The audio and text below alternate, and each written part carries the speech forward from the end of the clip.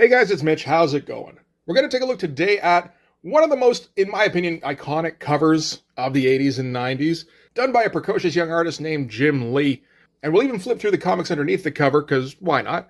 We're taking a look at Punisher War Journal number 6 and number 7 today. So just before we get into it, if you enjoy the channel, if you feel like you might want to help out a little bit, go subscribe on my Patreon. Links are in the description, gives you early access to everything I do, helps out the channel, and helps to buy new comics.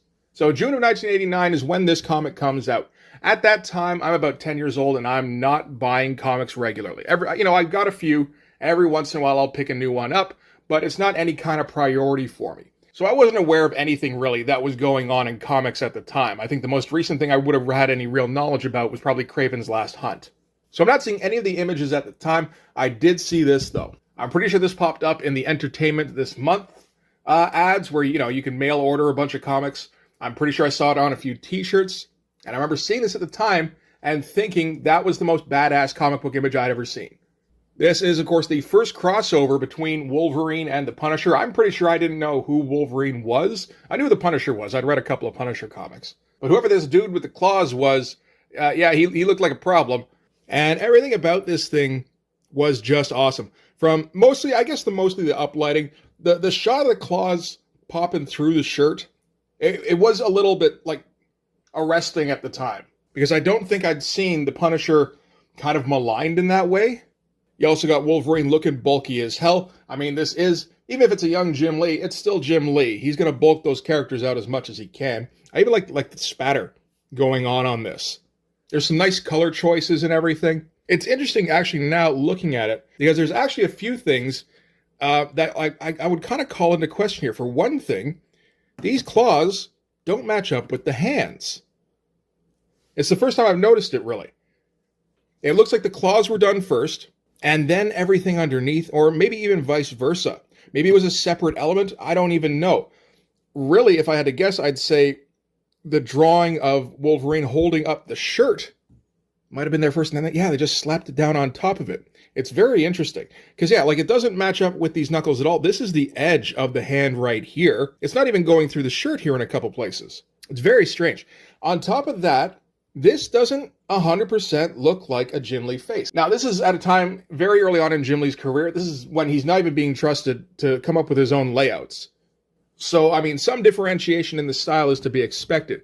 But the way that this shadowing is going on the brow, which looks very confident, but not particularly like Jim Lee. Jim Lee does the inking in this as well as the penciling. The mouth looks unlike anything I've seen Jim Lee do, unless maybe he's looking in the mirror for some actual reference on this, because he is still learning at this time, right? But none of it takes away really from how badass the cover is. This is a cover I don't think I've ever seen get referenced as like an homage before. So we're going to have to do something about that for the cover for Blood Force number 4, I think. But I just love this cover. Okay, so this is going to be written by Carl Potts, layouts by Carl Potts. Jim Lee participates in the layouts, but doesn't get to do most of his own. I think he gets a page or two here or there. Earlier on in this series, he didn't get any say in how the comic was going to get laid out. And I'm pretty sure we'll be able to tell the difference for the most part. He's also credited with the finished art, so, as I said before, doing both the pencils and the inks. So if you're not familiar with this period of Jim Lee's art, it's going to be very different from what we're used to. And to the best of my knowledge, this comic never came out on the newsstand. I think this was a direct market only title. Or if it did come out on the newsstand, I never saw it. I would have picked that shit up right away. How much was this thing? $2 Canadian. Oof. This is in the $1.25 days. All right, so we're going to open things up with Frank coming back to his hideout where Micro is upgrading his equipment, his tech, all that kind of stuff. This is such a weird time for the Punisher. Because, the one I'm most familiar with now is the Garth Ennis run for Punisher Max. Where, he's not a robot, but he's not like a regular dude. He's just a soldier who's given himself an endless mission, and he never switches off. It's always a matter of hunt the enemy, eliminate the enemy. This one here, like Frank's got himself a sidekick, which I've never read any of the Micro-era Punisher comics, I feel like. And, he's gotten shot up because he happened to see a street gang breaking into a warehouse. So he had to take care of that, of course. And Micro is going to recommend to him that he needs some time off. So, yeah, the Punisher needs to take a vacation. And Micro's going to recommend that he hook up with this group of people that are going to head out to Africa to do some big game hunting as like security or some kind of advisor or something. Which is, I mean, weird on a lot of different levels. It's just all just an excuse to get him out to the jungle where him and Wolverine can meet up. But yeah, the idea of Micro going, hey bud, you need a vacation. Why don't you go out and, help out with these people who are just eliminating animals and, see how that goes and just unwind for a while. And I'm pretty sure this image here is probably laid out by Jim Lee. There's a little bit of style to this, just a couple of things leading our eye to Frank here, such as Micro bent over the car and looking towards him, also being silhouetted. This is at a time when Jim Lee isn't, I think, 100% confident in his abilities. I mean, his abilities aren't as refined as they will be in a couple of years, so that's understandable. And then, you flip the page and it's like, okay, I think we can see where Carl Potts was doing some layouts. So from there, we're going to cut to Madripoor, and some dude in a cheetah skin jacket is hitting on chicks at the local bar. Logan walks in. This is during his patch days, and decides to tell the guy, because it's not just a cheetah skin jacket, it's a king cheetah jacket, which is an extremely endangered species, and Logan doesn't like that shit. So he's going to go track the guy down, get into a bit of a scuffle, get stabbed by the guy's hidden blade, goes, that ain't a knife, this is a knife, and pops the claws. I think this is a fairly famous image here. It feels like almost more famous than the cover, which doesn't feel right to me. But I guess this would be one of Jim Lee's first times drawing Wolverine for a comic, unless he popped up in Alpha Flight. He might have. Anyway, once he pops the claws, the guy's like, sure, I'll tell you everything I know. And he's going to tell him about this group of people who are doing big game hunting. And in particular, they seem to be looking for endangered animals, because they're assholes that way. So naturally, Logan's going to have to go and hunt them down. And again, I think we're still kind of trying to pin down the character of Logan when he's away from the X-Men at this time. So, like, the Wolverine regular series is still, I think, in the teens around now, if that. And there may be an element of, like, I don't know, what does Wolverine get worked up about? I mean, probably endangered animals, right? It is interesting seeing, like, an early Jim Lee not really know how to draw Wolverine's claws or how to draw him slashing in a way that's, like, satisfying. Like, he's got to work on X-Men for a little while to get that, it feels like. Unless, of course, that was a Carl Potts layout. May have been. All right, back to Punisher and Micro. Micro's telling him the reason that he's going to want to check out this group of hunters is that they seem to have stumbled across some brontosauruses, which Punisher thinks is pretty dumb. And Micro's just like, no, it's totally for real. Like, Micro would be the kind of guy who just totally believes in conspiracy shit, I feel like. Mind you, this is, the Marvel superheroes world. And weird shit happens all the time. I don't think the Savage Land would be public knowledge, but there are other places on the planet where dinosaurs do walk around, so he's right. It's just Frank doesn't usually see that. He's too busy killing people in New York. And then there's a sequence with this guy here who's also trying to make his way down to the jungle. I don't really know I don't think that leads to anything in this storyline. Maybe it's setting something up for future storylines. So Punisher and the hunting group lands. Introductions go all around. So many word balloons and narration boxes.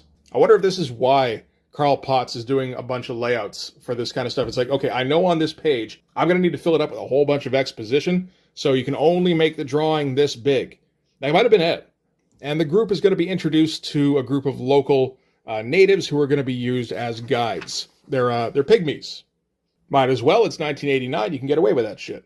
Yeah, I do think this is a direct market only comic. Just judging by, the paper seems like slightly higher than regular quality, and the color's a little better too.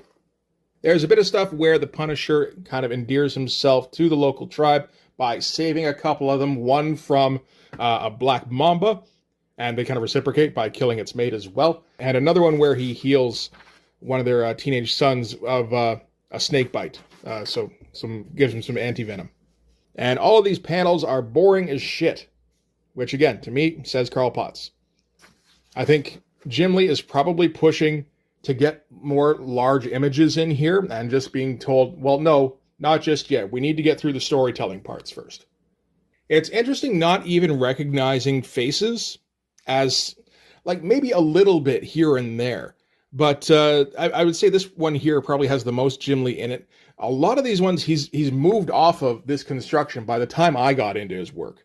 The build here looks about right, but yeah, and there's just little inconsistencies here, like his rib cage is too shallow, that kind of thing.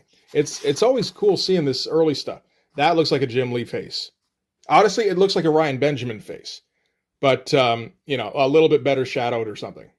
Okay, so the group is going to go out and see if they can track down these Brontosauruses. I think actually just to study. I don't think they're hunting, but this pair here is interested in hunting them down. And they come across a bunch of gorillas, and the guy here fits his AK-47 with a silencer. I'm not sure if you can do that in 1989, but if you can, more power to you. And then in the next panel, we see him washing blood off in the river. So yeah, he exterminated all of the gorillas here. When their guide comes back, they tell him how they haven't seen any gorillas, even though he's washing the blood off. So they're just kind of assuming that, you know, he's not going to recognize what he's seen or something like that. And then the couple bursts back into the camp saying how they were attacked by a group of gorillas and their guide is now missing. So they've just disposed of the guide and they're going to keep going with their mission while the natives in the visiting group are all caught up with this new problem, which is, and you know, you've got the son here, and he's strung up in the tree and dying. The chief takes him home, and Frank thinks to himself, men shall die for this, because that's what Frank always thinks first, most likely. And then we cut to Logan running through the jungle. So he got there fine, wearing the cheetah skin as a cape. The idea apparently is that the cheetah skin is excellent camouflage, which, I mean, okay, I don't know that I agree with it. It does kind of feel like it stands out a little bit. And in the meantime, we get the really goofy visual of him running around in a cheetah skin cape. I guess it gives him a little bit more of like a feral look. I don't know. It's really weird. And there's one of those ads I told you about. Okay, this one was for New England Comics, not the Entertainment Monthly thing. Okay, so before the kid died, he was pointing in a direction that the Punisher followed up on. Turns out it's a whole bunch of gorilla skulls. And he keeps following the trail, finds more gorillas dumped in the river here. So he knows now that the two visitors who came back to the camp and told him about the dead guide were lying about what happened and that they took out the kid to ensure that, you know, the word wouldn't get out. Decent shot with him kneeling here with the shadows. We're not going to get a whole lot with great shadows, which again is interesting with, you know, the cover to this book and everything.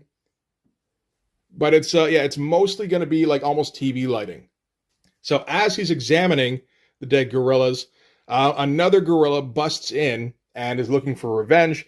He has to defend himself, so he gets the carbine knocked out of his hand immediately and just pulls out his knife and has to stab it in the neck here. Again, I think these are still the Carl Potts layouts. They're pretty awkward and not dynamically set up. This one feels like a Jim Lee kind of panel, at least. This is like the only one. We haven't seen too many so far. So he is able to kill the gorilla.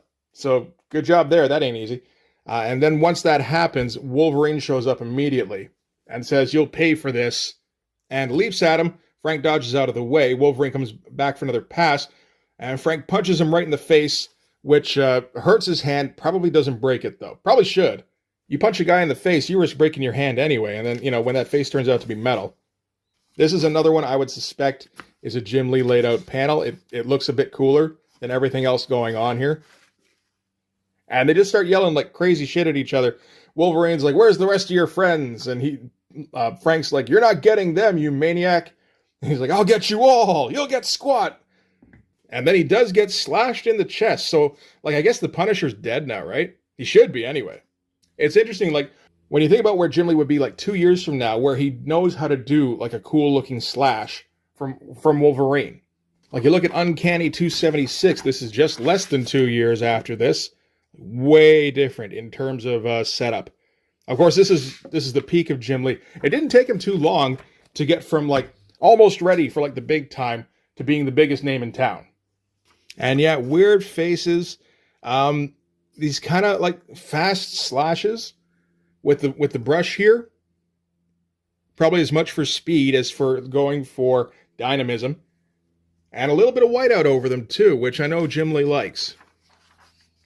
And after the slash, Punisher tumbles into the lake here, and Wolverine thinks how he barely scraped him, but there's other things in the river that'll take care of him. So he's got more important things to deal with by going back for the rest of the group. And we end with an alligator closing in on Frank.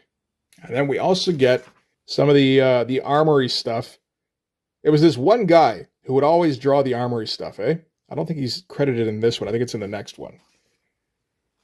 That's a weird job to have. Okay, so that's it for that one anyway. Let's also take a look at Punisher War Journal number 7. So this is part 2 of a 2-part saga. I always get a little bit leery when they start calling a 2-part story a saga. A little bit better for a slashing image. I get the feeling Jim Lee might have had a bit more leeway on the covers, because, you're not trying to fit in exposition around it. So yeah, come up with what you want. Still could get better, and I mean, there's uncanny covers coming up in like a year or so that are gonna like just go leaps and bounds beyond this. All right, so we pick right up where we left off with Frank underwater. Not sure entirely where he is, gonna have to find his way up, but he's gonna get attacked by that alligator first. And yeah, you can see in the inking here, he's going pretty fast with these brush strokes. Same with this stuff in the water here. This feels a little bit like catching up. Like he's going to spend some real time on Frank and, a little bit on the alligator here, but it's still having to be done a little quickly. Because we want to spend extra time on shots like this. This is another one where I imagine Jim's coming up with his own thing, because this shot looks a little too cool compared to the rest of the stuff that Carl Potts is laying out. This reminds me of those Man magazines from like the 30s or 40s, where it's like, bats ripped my flesh, or whatever. But anyway, yeah, he does get the best of the alligator, who would have thought? And then afterwards collapses on the bank here, and doesn't wake up until dawn. There's a bit here where he says, have to get that hairy wild runt who chucked me into the river. He must be the gorilla poacher and the one who killed Jean. So, okay, he's mistaking Wolverine for the one who killed all the gorillas instead of the guys from his own camp. And yeah, there's a weird bit here where he notices the mud on his hands and then wipes it on his shirt, and that gives him the Punisher symbol, which maybe should have been in mud, but they didn't do that. I feel like the colorist wasn't let in on what the deal was. Pretty stiff looking pose here, but that's okay. And also, very large M16. Wolverine's heading back to track down the rest of the group and decides to get some lunch, takes down, I guess, a gazelle, but then decides that he's not going to eat it. So he leaves it for a cheetah. Because, yeah, he doesn't like to kill anything he's not going to eat. He's like, well, why'd you kill it? You were in the tree. That didn't make any sense. I guess it's okay.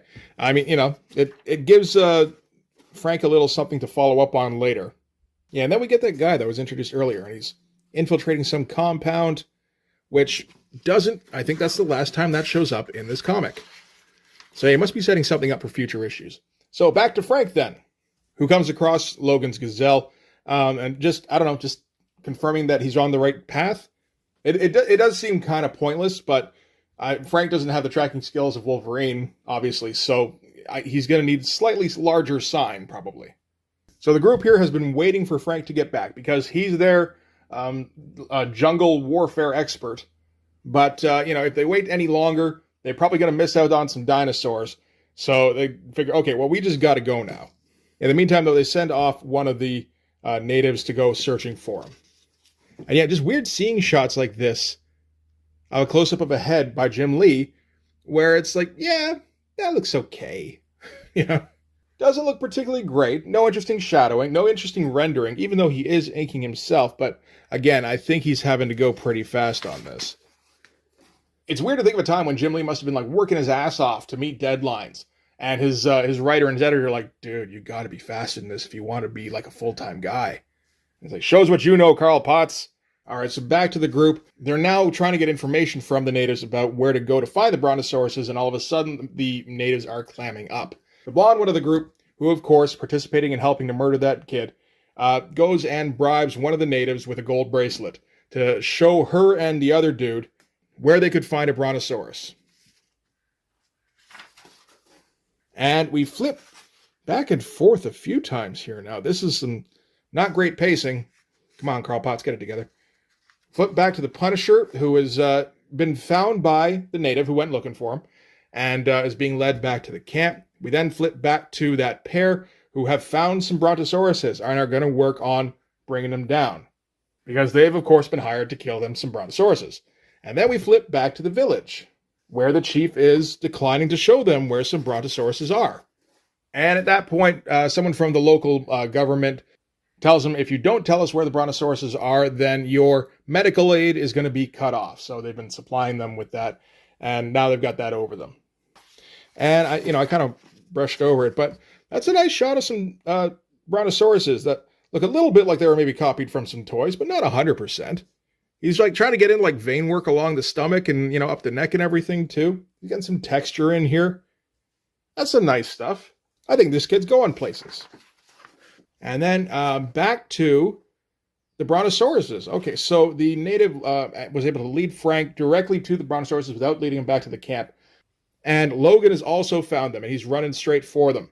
So Punisher, I was wrong earlier, doesn't realize that these two are in on all the poaching going on or whatever they're doing. So figures that Logan is just crazy. And I mean, the cheetah skin cape doesn't help to deter him from that notion. And he's able to cut down Wolverine before he can reach the professor's wife and the corporal. So that's who they are. Again, just kind of interesting seeing a time when Jim Lee didn't know how to draw Wolverine's hair in a way to make it look cool. Punisher leaps down to finish him off, and Wolverine musters up the energy of all of his back hair to take a swing and destroy his M16. That's a cool shot. Made the image a little bit too big, though, and couldn't quite fit the claws in. That's interesting. Frank replies by butting him in the stomach with the gun, and then again on the chin. He's not going to risk his knuckles on it this time. Oh, again with some Punisher armory stuff. Elliot R. Brown. So that's the guy. He's just always drawing weapons. And everyone at Marvel Office fears that man, but he doesn't know it. Logan gets a return slash in. That's awkward. Both hands in the same panel. And Punisher's M16 does still work, just not as a rifle anymore. It's more of a kind of a rapid-fire shotgun a little bit. Interesting spread here. Not something I'm used to seeing from Jim at all. He did go out of his way to make Logan absolutely huge, so that's a good start. It's a very awkward pose, but it works in context at least. Frank here is set up in the right spot, so we do look at him first, and we do still notice these guys off in the corner here because they're doing the talking. And so they see these two going at it and just being fucking crazy, and they go, "We've got to kill them both. They've seen too much." And of course, Frank and Logan hear them, and they just kind of turn over and go, "Oh." So the tables have now turned. Nice effect here on the muzzle flare. I bet you this is like a sponge in some ink. I think I've seen him do that before. The brontosauruses turn away because everything's getting way too loud for them. And the professor's wife starts freaking out because this is why they're here. And she orders the corporal to shoot them before they can leave. And at that, the government official shoots down the corporal. And Logan and Frank are still standing here being like, huh, okay. The professor's wife tries to herd the brontosauruses back towards some mines that the corporal had set up, and she's able to do that. At least the dinosaurs are the most interesting thing on the page in terms of the drawing. We don't have any fighting anymore, so you got to come up with something. And so the professor's wife was successful turning them back, and then Frank guns her down and turns the brontosauruses back again, so they leave. It's not a very linear sequence of events, it's a little bit jumbled. Logan goes into the water after the corporal, who wasn't killed, just maimed. And in the meantime, the professor's wife is dying, and she gets told about how she was hired by a rich Texan trophy hunter. I got to get the Texan part in there. Hired to get close to the professor, so I guess their entire marriage has been a lie, all in the hopes that she could get close enough to these brontosauruses to kill them off, where she's been offered $1 million a head. Which seems low, I got to say, but it is 1989. And then we do get Logan catching up with the corporal here. Like, this shot here is, I don't know. It's an okay shot. But like, if I told you this was, and this is Jim Lee drawing Wolverine, you'd be like, no, it's not. What are you talking about? This one at least looks a bit more like it. So as Wolverine approaches the Corporal, the cape gets caught on a branch nearby and pulls off him, thankfully. And he hears animals coming to this location, so decides not to kill the Corporal, even though, I mean, I'm pretty sure that's who Logan is at this point. And then just runs off. And then the Punisher was also tracking Logan. And he's also not going to kill the Corporal, but he is going to tie him up so that he can't go anywhere. So they're both, like, at the same time, like, kind of dickish and like, not my problem. And then after that, so Frank gets back to New York, and his first priority is to go looking for the Texan who hired the wife to go and poach the brontosauruses. But there's a note on his door with a 6-pack of beers saying, don't worry about the Texan, I already took care of him.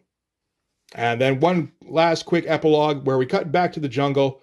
The Corporal is now just bones, and bones that get stepped on by a brontosaurus. Brontosauruses win. Sucks to suck, buddy.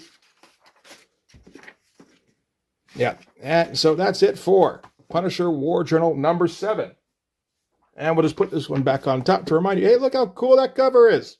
Yeah, so that is the first meeting between the Punisher and Wolverine. This feels like one of the first high-profile crossovers of the 90s. I mean, it wasn't quite the 90s, but like those characters that were extremely popular in the 90s, this, I think, was one of the first ones of those. I mean, there is the Wolverine Hulk crossover that came out a year before this. And I mean, I guess Wolverine and Hulk have been kind of going at it ever since Wolverine first came into the, Marvel Universe. But I think the Todd one was probably the first where it was like, oh, these are badass characters, And to even take it a step further, I would say this is around the time when Wolverine goes from being the character who's like the scrapper, the tough uncle character, to being the most popular character in the Marvel Universe. The seeds have been laid for a while. I would say they got planted around the time when Wolverine and Rogue teamed up to take down the Yakuza. And then it just kind of simmered for a while until the last year or so when Mark Silvestri's been drawing the X-Men. And, Mark's bringing a different kind of edge to the character than, really has ever been seen before. So you got that, you've got his appearance in Incredible Hulk number 340, and of course not forgetting the Weapon X series by Barry Windsor-Smith. And then this cover here, like not even the issue itself, I would say the cover goes a long way towards cementing his status as top dog at Marvel. We're not quite there yet. I would say it takes another year or so until Jim Lee takes over the art duties on Uncanny X-Men before it really gets driven home. But this cover here, I would say, is a foundational block in the stature of the character. So getting back to this issue, when it comes to the writing on this, it's, it's a mixed bag.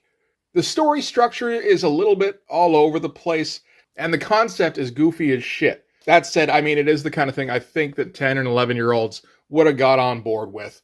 And we did get a big knockdown drag out between the Punisher and Wolverine, which is all we wanted out of this.